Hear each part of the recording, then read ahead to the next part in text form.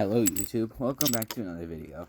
Today I'm going to be reviewing this Lego Desert Eagle I built, and some of the components are not my original design, such as this magazine release here, slide release here. This is Jim's Lego Guns, magazine release, his. Nick Brick gave me the inspiration for the chamber using like the wheel pieces, but I'll just get further into the credit part later, but I'm just kind of giving you a heads up before you start yelling, "Oh my gosh, he took insert creators' names here. He took their design." I'm just giving you that disclaimer that this is not 100% my design, but it's a mixture of other creators, and then pretty much the rest of this is my design. But I guess we can start getting into it.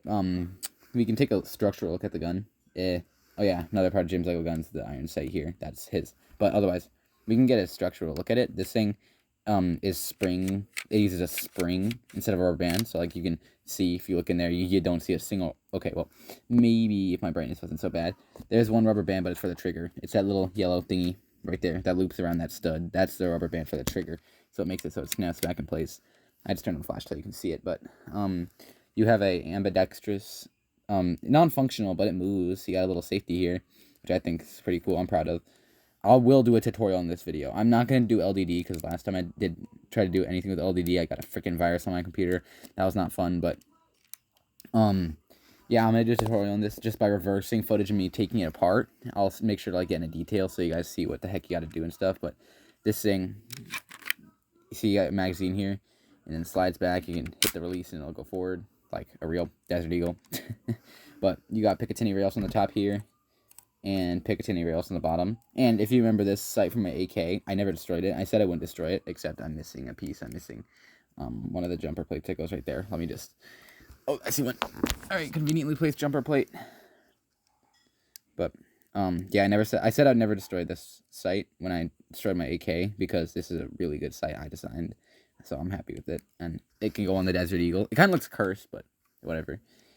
But you can put it on like that, and I guess you have a Desert Eagle as a sight now, whatever. But you got your iron sight, which is the front one's just a little slow piece, and the back one's the Jim's Lego Guns design, and they can match up too if it wants to not be so blurry. You can match up to get a pretty realistic looking Desert Eagle sight. I'm gonna try to focus on the front sight, because then you can. Okay, never mind, doesn't want it. But the point is, the hammer does not move forward, doesn't have any rubber bands. It's just a little piece that moves. It does hit the back of that firing pin though. And you got some slopes here. Over here, you got your trigger guard, which is Jim's Lego Guns. And then you got the wheel thingy, Nick Brick design that like kind of makes a chamber looking thing here. That looks really cool. But also with Kevin 183 inspiration, I made it so you can like drop the slide by pulling it back. You can like I'm not touching the release at all. You can see, but if I pull it back just a little bit, it'll drop, and then you can let it go forward. But the grip here has this little slope on the back, which not really complicated to build. It works, and I'll show you connection points and stuff on the gun. But I guess we can start by showing you where the springs go. I made this thing so the springs are really easy to change on it. You just take off this top barrel here, which realistically Desert Eagles have their barrels come off in like basically like this. Then you have your slide here, but you push it forward, and then you can just pull it off. And you see these are the springs, but you can take them off, I guess, and just put them over there. You can get a look at your slide now. It has like a little whatever called 1x4x3 Technic piece, which can fit that little rod, this black rod. Can fit this black rod that has the springs on it. You know, I designed that. It's my inspirational design. But you got your bolt here. I'm gonna try to improve the bolt's looks before I do the tutorial, because a smooth bolt like something like this that doesn't really look realistic. You know, I'll fix it. Don't worry. Right here, you got the little lip though, where the slide release goes in.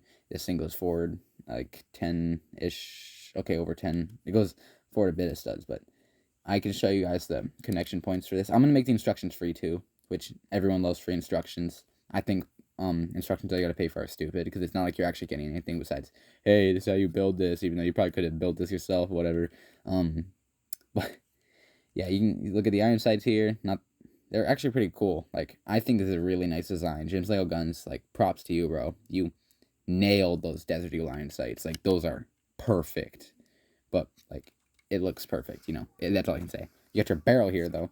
This is basically the front stopper for the spring, the slide. Sometimes when you, like, pull back the slide and release it, several times you might have to tighten this because it loosens it back up, because that slide's pretty strong and heavy, and there's pretty good strength behind those springs. But Here you got your little wheel thing. It has the tracks. If you watch Nick Brick's videos, you can see that he uses just those pieces, and 1x4s conveniently fit on those, very conveniently, and it works perfectly for this, and it creates a little chamber that this bolt fits in perfectly. Like, it literally has no more space left. If you look in the bottom, you see, okay, I turn on flash, my bad. You can see there's literally no space left, like, for it to go forward anymore, and it completely closes the chamber. So that is an extremely satisfying connection point. Like, you can kind of actually see it under that crack. But we can take a look over here on the gun, though. Here's like the grip area. This little thing here is a connection point for the front, and then back here is a connection point like this. I think I can take it off. It's kind of weak in the back, but I have a structure. I have an idea that I'll fix it and make it a lot stronger. I'll do that before I get the tutorial out, but you can kind of pull this and disconnect it by this.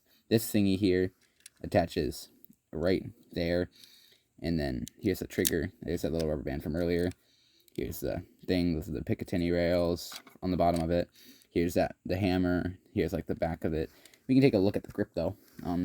This is the magazine release. It's Jim's Lego Guns design, not mine.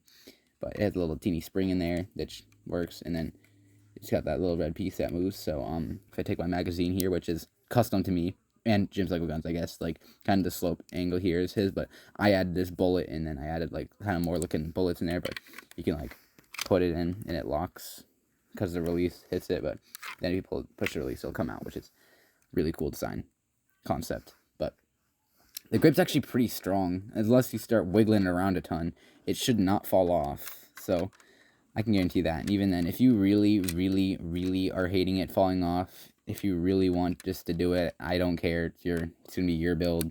You can glue it, because the main point of it falling off is right back here, where these two jumper plates connect to this 1x4. It's really fragile. I don't know why. It's kind of the only way to make it so the grip connects to the gun pretty sturdily while still having the grip open so you can see the magazine. That's like the only thing I could think of. I don't know. Maybe you could fix it, but give the initial credit to me, okay? Please. I will get a tutorial for this. I will sometime in like a few weeks, or I don't know. It'll take some time because I know how to edit. If you've seen my most recent videos, I've taken on editing, like my cringe video I made. Oh no, cringe! Yeah, I know my voice is too deep to do it, but whatever. But you can, what do you do to put the slide back on, just so you know, is I'm actually going to angle my phone up just a little bit more to kind of make it so you can see. Give me a minute. I'm going to actually put my phone down so I can adjust my bipod. This thing does not want to move. Never mind, that's good. Whatever. Okay, so you can see that you have this that goes there. Yeah, I don't mind. It's just background noise. Just my mom, whatever. But, you see, you go forward, then you pull back. That's the spring system for the gun. That's how it works. It uses a spring to snap. Be snappy. Here's the bolt here. This 2x3 connects to the top of this 4 stud space, and then this block here connects right there in the front, and it connects pretty well, actually. I know I'm holding the slide back, but whatever. And then you can push it down right there. I'm just connecting in the front of the gun. Let me not do that. Here you go. There's actually a little bit too much friction. All right, there we go. But see, it works. I just heard something fall. Oh, my bad. For some reason, these 1x4s that go on the little track here, they jump off kind of if you snap the slide. So every few releases, it's insisted that you tighten them, because they'll fall off. And I don't know where you'll be when they fall off, but they might be hard to find. But you got your magazine, you know, you can shove it in your gun. You can pull back your slide. Check. There's a round in there, and then voila. So I'm gonna get a tutorial out for this thing sometime, because this is a really cool Desert Eagle, if you ask me. This is probably one of the most realistic on YouTube.